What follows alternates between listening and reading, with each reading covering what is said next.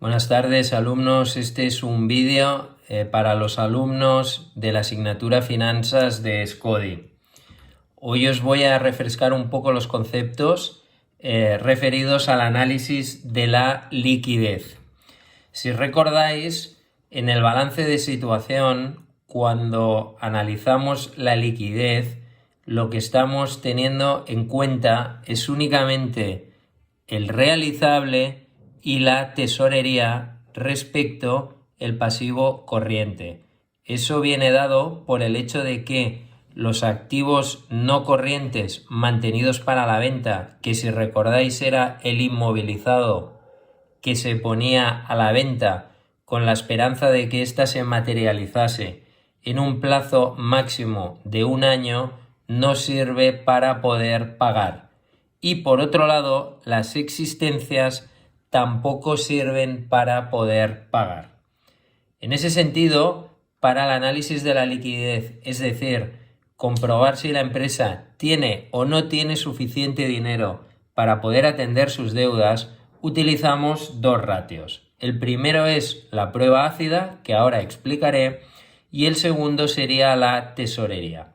Empezando por la prueba ácida o acid test, insisto, si recordamos el balance, el activo corriente únicamente vamos a considerar en este caso el realizable y la tesorería, es decir, estamos teniendo en cuenta el dinero que efectivamente tengo en este momento más el dinero que no tengo pero que me deben, entiéndase el saldo de clientes. Fijaros que lo que yo hago, ¿qué es? Lo que yo hago es sumar el dinero que me deben más la tesorería y eso lo divido entre el pasivo corriente, entre el total deudas a corto plazo. Fijaros que aquí lo tenéis en tanto por uno, si multiplico por 100, el resultado estaría sobre una escala del 100%.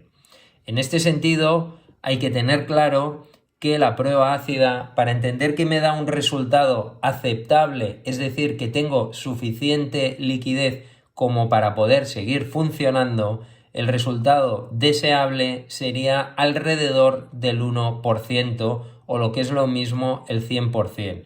Y me explico cuando digo resultado razonable o aceptable. Lo que quiero decir es como mínimo, es decir, si el resultado me da superior al 100%, lógicamente es un buen dato. Fijaros que estoy comparando el dinero que me deben más el dinero que me deben, el dinero que me deben más el dinero que tengo respecto el total euros que debo en los próximos 12 meses. Lógicamente, si me da más de un 100%, quiere decir que lo tengo íntegramente cubierto. Prefiero tener en ese sentido, en términos de liquidez, un 100% que un 99%, y prefiero tener un 110 que un 100, y prefiero tener un 300 que un 140. Tengamos, insisto, no quiero hacerme pesado, pero claro el concepto, la idea, que en este ratio estoy teniendo en cuenta lo que tengo más lo que me deben. Y esto lo digo para diferenciarnos del segundo ratio que utilizamos para analizar la liquidez, que es el ratio de tesorería. El ratio de tesorería de todo el activo corriente está teniendo en cuenta únicamente la tesorería, es decir, no incluye el activo no corriente mantenido para la venta, no incluye las existencias y no incluye el realizable. Únicamente tenéis aquí el ratio, estoy considerando la tesorería entre el pasivo corriente, es decir, el dinero que tengo. Aquí ya no cuento lo que me deben. Insisto, tengo en cuenta únicamente la tesorería de la que dispongo respecto a mis deudas a corto plazo o lo que es lo mismo, mis deudas a satisfacer en los próximos 12 meses. Aquí lo tenéis en tanto por uno. Si multiplico por 100, lo que tendría son porcentajes. Y este ratio lo que me indica es que con una tesorería inferior al 20% o 0,2, en valor de este ratio, cabe entender que la tesorería es insuficiente. Los valores recomendables serían en este ratio porcentajes en torno al 20 y 30%. Tener un ratio de tesorería superior al 30% en términos de tesorería es un buen dato, es mejor tener un 35 que tener un 30 y tener un 80 que tener un 25. Insisto, en términos de tesorería o de que es lo mismo, de liquidez, es decir, poder hacer frente a mis deudas, es un buen dato, pero cabe entender en este caso que tener un exceso de tesorería tampoco es bueno porque se entiende que la tesorería en ese sentido está infrautilizada. Pensar que el dinero en una cuenta de depósito hoy en día sin ningún tipo de remuneración no está generando nada, es dinero quieto, es dinero muerto. Por lo tanto, lo que me interesa es tener cierto nivel de tesorería que me garantice liquidez, me garantice poder hacer frente a mis pagos, me garantice poder pagar, pero a partir de aquí todo el exceso de tesorería que yo tengo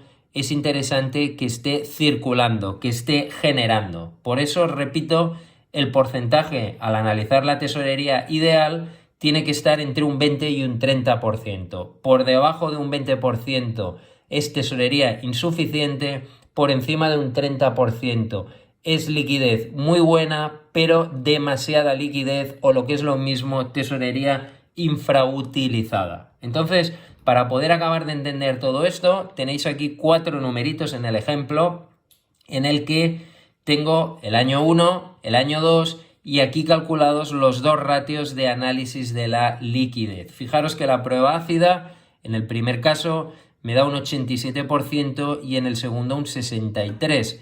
El ratio, lo que hemos comentado antes, es que para ser aceptable me tendría que dar valores, aunque fuesen inferiores a la unidad, próximos a la unidad. Vamos a entender que valores próximos a la unidad van a estar a partir de un 95% o lo que es lo mismo un 0,95.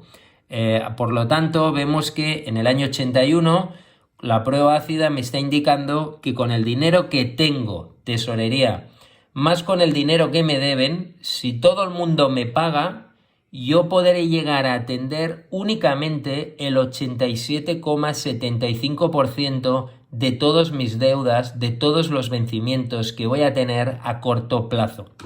En el año 2, lo que veo es que con el dinero que tengo, 49.000, más el dinero que me deben, 115.000, únicamente puedo cubrir el 63,01% de la deuda a corto plazo. Por lo tanto, en ambos años veo que la tesorería es insuficiente en función de la prueba ácida y además con una mala evolución o tendencia.